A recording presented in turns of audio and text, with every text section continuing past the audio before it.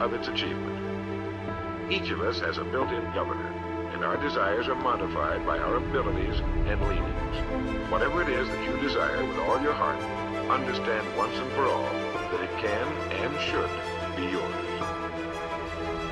Before you can be sure of your ability to transmute desire into its monetary equivalent, you will require specialized knowledge of the service, merchandise, or profession which you intend to offer in return for fortune.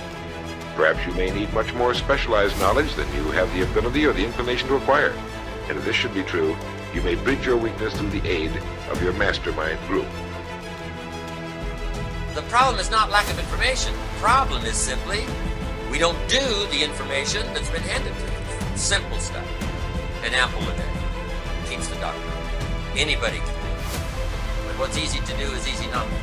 A few basics you won't practice, a few ideals you won't let them serve you, then you got to put up with your own empty bank account, empty heart, empty soul, not enough vitality, not enough health. You've got to get comfortable in getting uncomfortable. And the minute that discomfort begins to rule you, you are no longer in control. So put yourself purposefully in uncomfortable situations. But as John Wooden said, never let what you cannot do interfere with what you can. There is something right now that you're capable of. There is an innate skill inside of you that's your spark. It's that starting point. It's that thing that while you may not be the best in the world at it, it's a flame that you can fan. It's something that you can breathe life into and really begin to get good. But first, you have to understand the very nature of progress.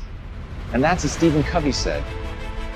You're not the product of your circumstances, but rather a product of your decisions. Don't sentence yourself to a lifetime of being miserable, a lifetime of being broke, a lifetime of being unhealthy, a lifetime of being in a relationship that is no longer fulfilling to you, a lifetime of working on a job that does not bring you satisfaction, that's not giving you the creative urge that you need and that got to have in your life that stimulates you. Don't sentence yourself like that. You are a human being. Don't volunteer your life that way. Your life has too much value to the universe. You've got something to contribute. You've got something to give. That if you're willing to do the hard work of looking internally and building something new, if you're willing to tear yourself down, if you're willing to brick by brick disassemble that thing that has been built by accident inside of you and move forward with a new level of intention and build something, an entirely new structure with your eyes open, then you make room for the new. Then you can build what you want to build. Then we'll have the change that we want.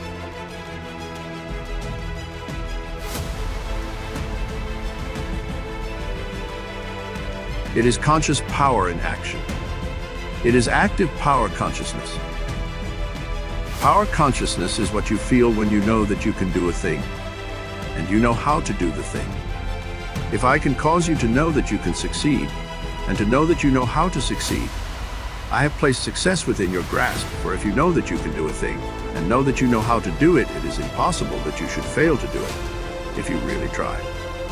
When you are in full power consciousness, you will approach the task in an absolutely successful frame of mind. Every thought will be a successful thought, every action a successful action, and if every thought and action is successful, the sum total of all your actions cannot be failure.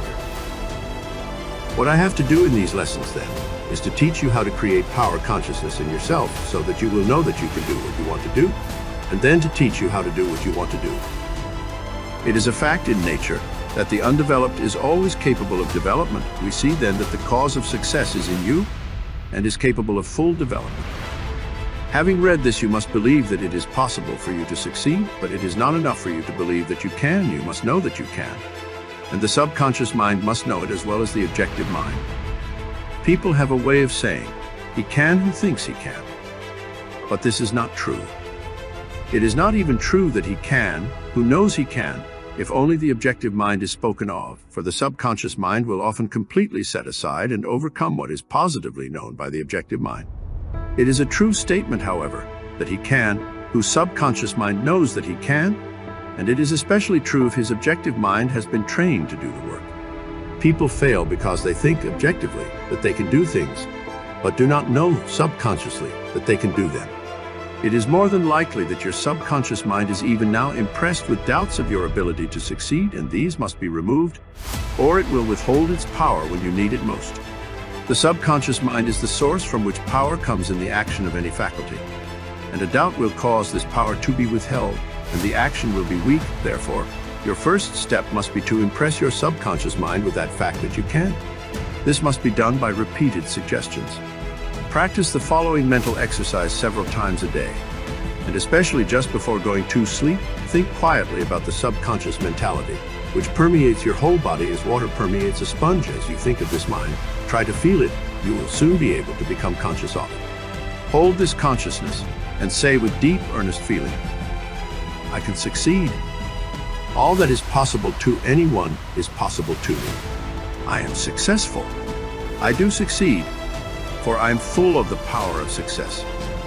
This is the simple truth. Realize that it is true, and repeat it over and over until your mentality is saturated through and through with the knowledge that you can do what you want to do.